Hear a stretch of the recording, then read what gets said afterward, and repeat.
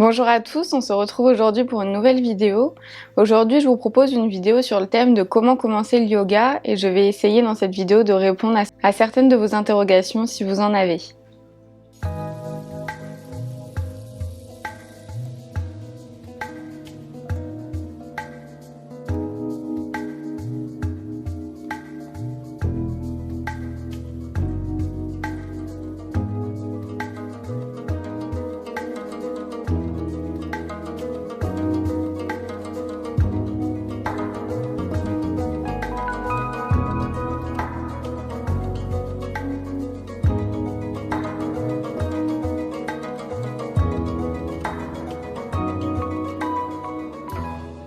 Donc comment commencer le yoga? Vous allez me dire, on choisit un cours, on prend son tapis, on y va et puis c'est parti, on suit le cours et voilà, on a commencé le yoga. Alors c'est pas totalement faux parce que dans la pratique, c'est ce qui se passe. Mais je trouve que avant ça, il y a quelques petites choses à connaître, à savoir avant de pouvoir commencer réellement le yoga et pour bien choisir son cours, pour bien choisir sa pratique, etc. Donc je vais tâcher de vous donner quelques petits conseils dans cette vidéo. Alors tout d'abord, ce que je vous conseillerais, ce serait de vous renseigner sur les cours qu'il y a autour de chez vous, dans des studios de yoga, dans des associations aussi, mais également d'aller voir sur les plateformes gratuites comme YouTube, où il y a énormément de cours de yoga. Alors il y a des bons, il y a des moins bons. Tout dépend de comment vous voulez pratiquer. Qu'est-ce que vous attendez du yoga? C'est plus de la pratique physique, c'est plus tout ce qui englobe aussi le yoga, c'est-à-dire la spiritualité, toute la philosophie liée au yoga. Et c'est vrai qu'il faut trouver la manière et la personne qui vous convient et qui répond à ce que vous attendez de cette pratique. C'est vrai qu'on retrouve beaucoup de profs, de cours de yoga. Il y a autant de profs de yoga qu'il y a de manières de faire. C'est-à-dire que personne n'a la même manière de fonctionner, n'a la même manière d'enseigner les choses, n'a pas la même manière d'amener les choses. Et on a tous une sensibilité différente. Donc par exemple, je sais que moi, mes cours, je les axe beaucoup autour de la respiration parce que je trouve que c'est quelque chose d'important. Je me suis aperçue que dans la vie de tous les jours, on n'a pas tendance à très bien respirer. On prend pas réellement conscience de sa respiration non plus. Et je trouve que c'est important d'insister là-dessus parce que c'est ce qui nous fait vivre, c'est ce qui nous fait avancer dans la vie. Et que quand on a une bonne respiration, on a un bon rythme de vie. C'est-à-dire que si on a une respiration qui est tout le temps saccadée, on sera pas bien. Si on a une respiration qui est calme, qui est apaisée, voilà, même si on a des moments de stress, on va se recentrer sur la respiration et la respiration va nous aider à descendre ce stress et à mieux nous sentir. Donc pour moi, la respiration est quelque chose d'important. Peut-être pour un autre prof, la respiration sera pas aussi importante. Donc c'est vrai que voilà, il y a beaucoup de manières différentes d'enseigner les choses, ça dépend de nos sensibilités à nous profs, mais ça dépend aussi de vos sensibilités. Qu'est-ce que vous attendez? Quelles sont vos sensibilités? Qu'est-ce qui vous donne envie d'aller pratiquer? Qu'est-ce qui vous convient dans le cours? Parce que c'est vrai qu'il y a des personnes qui vont pas du tout apprécier être vraiment concentrées sur sa respiration, vraiment prendre conscience de sa respiration et que j'insiste beaucoup là-dessus. D'autres personnes qui vont juste rechercher la pratique physique pour le bien-être. Donc voilà, tout dépend de vos sensibilités à vous, mais à nous aussi en tant que professeurs. Et donc voilà, on essaye de trouver le juste équilibre entre tout le monde et entre les attentes de chacun. Donc ce que je vous conseille, c'est de vraiment vous écouter, aller tester plusieurs cours, aller tester plusieurs professeurs, plusieurs styles de yoga, parce que j'y reviendrai dans une prochaine vidéo, mais il y a beaucoup de styles de yoga, comme le Hatha Yoga, le Vinyasa, l'Ashtanga. Voilà, il y a beaucoup de styles de yoga qui sont tous différents les uns des autres, qui apportent tous de bonnes choses, qui apportent du bien-être, qui travaille vraiment sur le corps, sur la respiration, mais il faut choisir sa pratique en fonction de ce que nous on recherche, de ce qu'on a besoin, de ce que notre corps a besoin, de ce que notre esprit a besoin. Et vraiment c'est très important cet élément-là de vraiment s'écouter et apprendre à choisir ce qui nous convient le mieux pour nous et pas parce que la copine va à ce cours-là, donc je vais à ce cours-là. C'est vraiment s'écouter intérieurement et savoir ce que notre corps, notre esprit a besoin et de ce que nous on a besoin réellement à ce moment-là. Peut-être que à un moment donné, vous avez besoin de pratiquer tel yoga avec tel professeur et puis peut-être dans 3 mois, dans 6 mois, dans 1 an, même plus, vous aurez besoin de trouver un autre professeur, un autre type de pratique. Voilà, je sais que moi j'aime beaucoup les pratiques qui sont dynamiques comme le vinyasa. Après, je pense que c'est aussi du fait que je sois jeune, j'ai beaucoup d'énergie, tout ça. Peut-être que dans 50 ans, si je peux toujours pratiquer, j'espère, je rechercherai pas cette pratique qui est dynamique, qui sollicite beaucoup le corps, etc.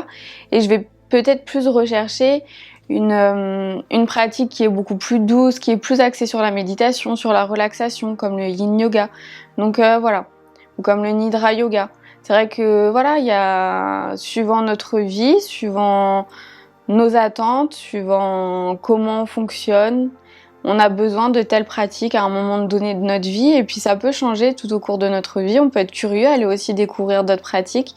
Donc voilà, c'est vraiment intéressant et il faut vraiment prendre conscience qu'il faut vous écouter, qu'il faut écouter votre corps et ce que vous avez intérieurement envie et besoin. Après, je reviens sur la sensibilité que chaque professeur peut avoir, que chaque élève peut avoir aussi. C'est vrai que ma pratique ne peut pas correspondre à tout le monde et la pratique d'un autre professeur ne pourra pas correspondre à tout le monde également. Donc faut vraiment prendre conscience de ça, c'est que si vous testez un cours de yoga, que le cours ne vous convient pas, c'est pas grave, peut-être réessayer une deuxième fois, peut-être que c'était ce cours-là, vous étiez pas trop dedans, ou alors c'était le professeur qui était pas trop dedans, parce que on est aussi humain, ça nous arrive des fois de pas être à fond tout le temps, d'être peut-être un jour un peu fatigué, ou voilà, et donc ça fait que des fois il y a des cours qui sont peut-être un peu moins bien que d'autres, mais faut aller retester une deuxième fois, voir si ça vous convient. Si ça vous convient toujours pas, allez voir ailleurs, allez chercher un autre professeur, allez chercher une autre pratique. Peut-être que c'est la pratique qui vous convient pas, peut-être que c'est le professeur qui vous convient pas. Donc il faut vraiment s'écouter et ne pas se dire bon bah voilà, j'ai essayé le yoga, j'aime pas et puis basta. Non, allez essayer d'autres cours, allez essayer d'autres professeurs, d'autres pratiques et peut-être que vous trouverez un professeur ou une pratique que vous aimerez et qui vous fera du bien. Après, une fois que vous avez du coup trouvé le cours qui vous convient, ce que je peux vous donner comme conseil, c'est de vous instaurer une routine. Parce que c'est vrai que dans notre vie quotidienne, on est souvent sollicité à droite à gauche pour le travail, pour la famille, si on a des enfants, les amener à des activités sportives, etc. Donc c'est vrai qu'on est énormément sollicité dans notre vie et il est très facile de faire l'impasse sur ça, sur aller se rendre à son cours de yoga, vraiment prendre du temps pour soi. Je pense qu'on l'oublie de plus en plus. Donc il est vraiment important qu'une fois que vous avez trouvé le bon cours pour vous, si ça vous fait du bien, instaurez-vous une routine. Dites-vous que par exemple, tous les mardis soirs, je me consacre à mon cours de yoga, je consacre 1 heure de ma journée, 1 heure de ma semaine pour aller à mon cours de yoga. Mais cette routine est vraiment très importante parce qu'elle va vous permettre de prendre vraiment un temps pour vous, de vous concentrer sur vous, de vous recentrer, elle va vous permettre de vous sentir mieux et vous verrez qu'après toutes les tâches que vous aurez à faire se passeront beaucoup plus facilement parce que vous aurez pris un temps pour vous, vous serez un petit peu reposé, vous serez calme et du coup vous allez pouvoir faire toutes les autres activités avec beaucoup plus de présence, de conscience et vous vous sentirez beaucoup mieux.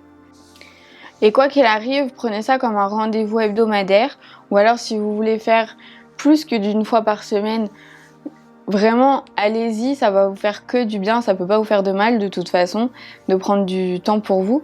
Mais prenez ça vraiment comme un rendez-vous quotidien, hebdomadaire, suivant votre temps libre.